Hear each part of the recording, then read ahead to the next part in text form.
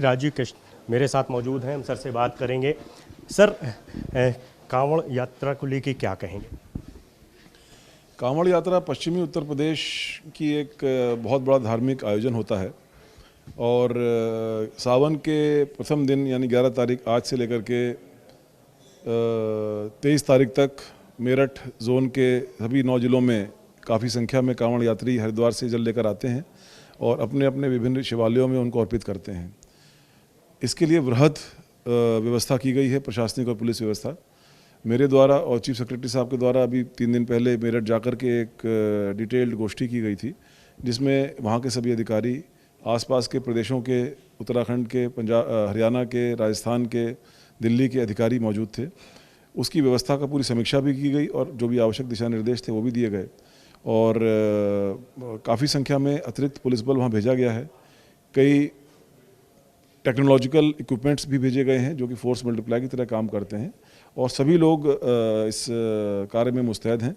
मुझे पूरी आशा है कि कांवड़ में पूरे धार्मिक आस्था के साथ पूरा आयोजन संपन्न होगा और ठीक से संपन्न होगा। सर, छंगूर बाबा को एटीएस आज जो है बलरामपुर लेकर के पहुंची थी, उसकी जो सहयोगी है नीतू भी वहाँ पे मौजूद रही।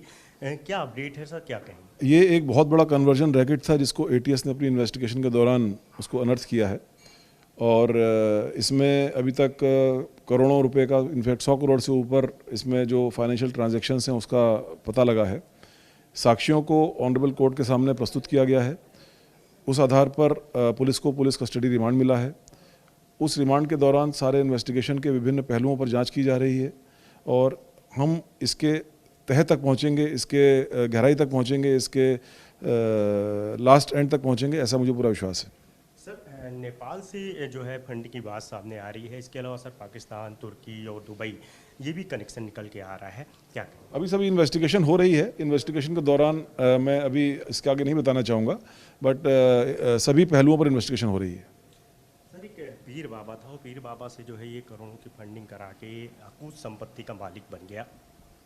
मैंने बताया ना, अभी इन्वेस्टिगेशन चली रही है, इसीलिए उसको अरेस्ट किया गया है। जो उसके कार्य थे वो आपराधिक कृत्य की श्रेणी में आते हैं और गहराई से इन्वेस्टिगेशन चल रही है। सर, एक आखिरी सवाल, क्या और भी नाम सामने आए सर इसमें? मैं अभी नहीं बता पाऊंगा। अभी लाइव इन्वेस्टिगेशन में सभी मैटर्स पर जांच चल रही, सभी पहलुओं पर जांच चल रही है और जैसे जैसे फैक्ट सामने आएंगे उस हिसाब से कार्रवाई की जाएगी। बहुत बहुत शुक्रिया सर।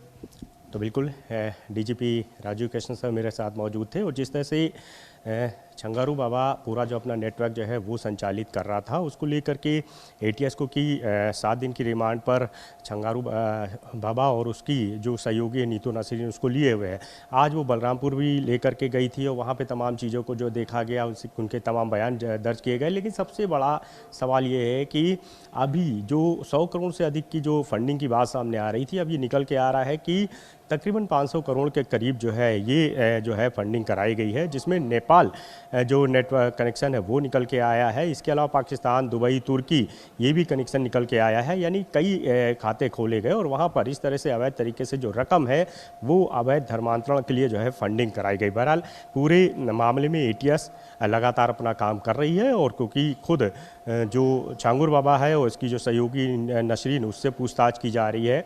उसका जो बेटा महबूब और उसका जो नवीन साथी है छांगुर बाबा का, नवीन उर्फ जलालुद्दीन, उसकी भी जब जांच की गई है तो काफ़ी नई खुलासे जो है सामने आए। बहरहाल इस पूरे मामले में देखना होगा कि अभी एटीएस की पड़ताल में क्या नए नए खुलासे सामने आते हैं। कैमरा रोय गुप्ता साथ अनूप कुमार, भारत समाचार, लखनऊ।